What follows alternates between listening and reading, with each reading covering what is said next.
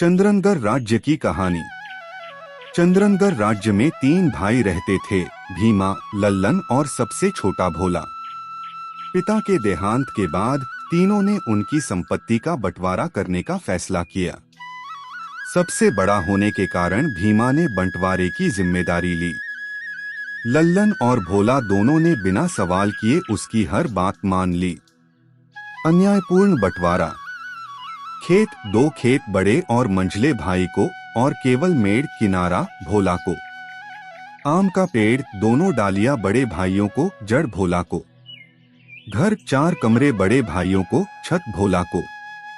पैसे चलन वाले सिक्के बड़े भाइयों को और सिर्फ 4 पुराने सिक्के भोला को। भोला ने सब कुछ चुपचाप स्वीकार कर लिया।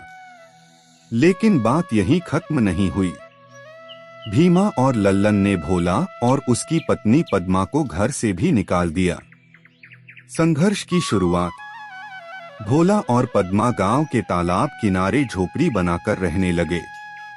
वे दोनों मुखिया के खेतों में मजदूरी करने लगे। एक दिन एक भूखी चिड़िया आई। पद्मा ने उसे अपने हिस्से का चावल खिला दिया। बुद्धिमानी और बदला। पद्मा ने भोला को समझाया, जब मेड़ तुम्हारी है तो उसे तोड़ने का अधिकार भी तुम्हारा है। दोनों ने रात में मेड़ तोड़ दी। खेतों का पानी बह गया, फसल बर्बाद। फिर पद्मा ने दूसरा कदम उठाया, जब जड़ हमारी है तो पेड़ भी हमारा है। दोनों ने आम का पेड़ काट दिया। परिणाम, सुबह जब भीमा और लल्लन ने देखा फसल नष्ट, पेड़ खत्म, वे गुस्से से पागल हो गए। उन्होंने भोला और पद्मा को पकड़ लिया और राजा के पास ले जाने का फैसला किया। राजा के दरबार में न्याय। अगले दिन दोनों को राजा के सामने पेश किया गया। राजा ने पूछा, तुमने ऐसा क्यों किया?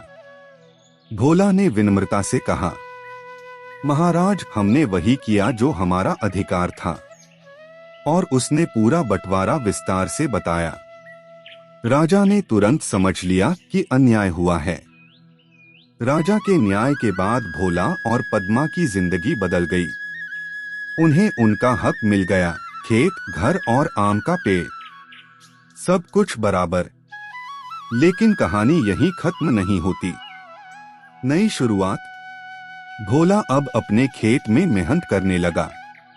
पद्मा भी उसके साथ कंधे से कंधा मिलाकर काम करती। कुछ ही महीनों में खेतों में लहलहाती फसल, आम के पेड़ पर मीठे फल, घर में खुशहाली। भोला अब पहले जैसा भोला जरूर था, लेकिन अब समझदार भी हो गया था। भाइयों की हालत। उधर भीमा और लल्लन। राजा की सजा के बाद उनकी हालत खराब हो गई थी। लोग उनका सम्मान नहीं करते थे। एक दिन दोनों भाइयों के पास खाने तक को नहीं था। लल्लन बोला, भैया, हमने भोला के साथ बहुत गलत किया। भीमा की आंखों में पछतावा था। हाँ, हमने लालच में अंधे होकर अपना ही भाई खो दिया। माफी की तलाश। दोनों भाई शर्माते हुए भोला के घर पहुंचे। दरवाजे पर खड़े होकर आवाज लगाई, भोला, दरवाजा खोलो। भोला बाहर आया। उसे देखकर दोनों भाई रो पड़े। भीमा बोला, हमें माफ कर दो छोटे, हमसे बहुत बड़ी गलती हो गई। पद्मा की परीक्षा। पद्मा की परीक्षा। पद्मा अंदर से सब देख रही थी। उसने धीरे से भोला से कहा, याद है इन्होंने हमारे साथ क्या किया था? भोला कुछ देर चुप रहा, फिर बोला, हाँ, सब याद है। लेकिन अगर हम भी वही करें जो इन्होंने किया, तो हम में और इनमें क्या फर्क रहेगा? दिल का बड़ा होना। भोला ने दोनों भाइयों को अंदर बुलाया।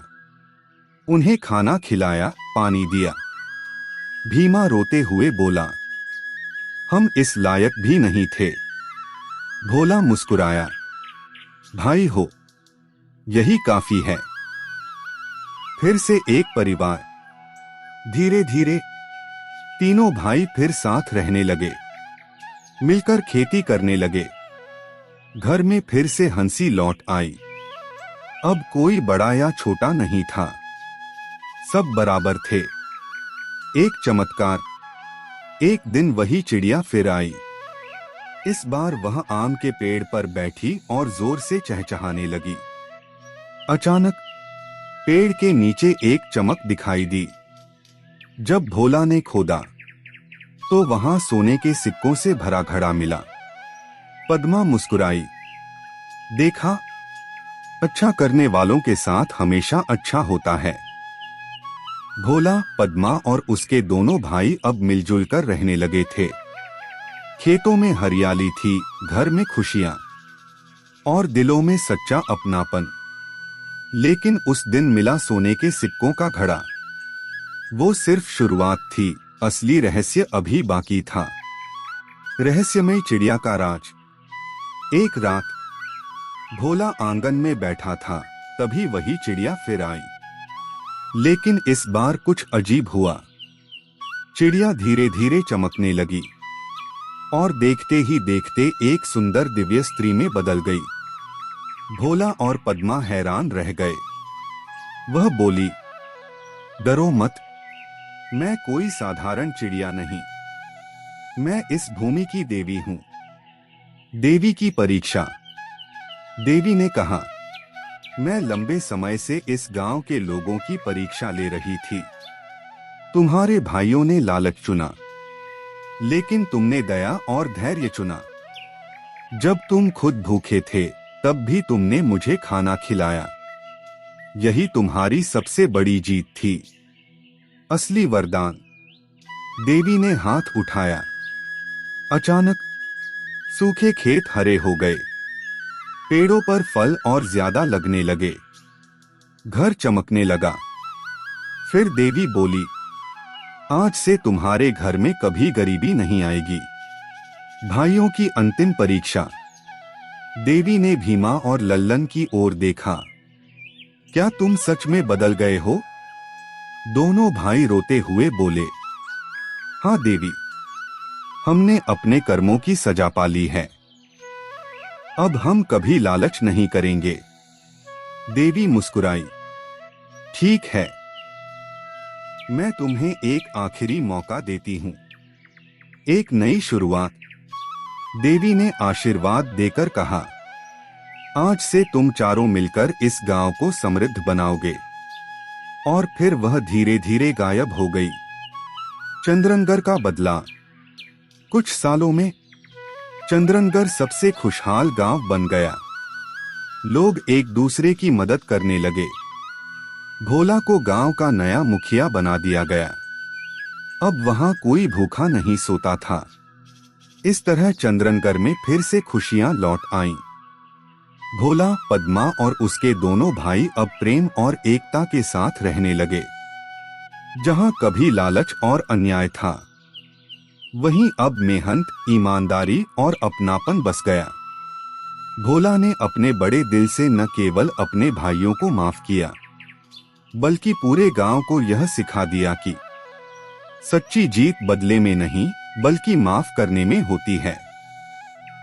समय के साथ चंद्रनगढ़ एक आदर्श गांव बन गया, जहां हर कोई एक दूसरे की मदद करता था और कोई भी भूखा नहीं सोता था।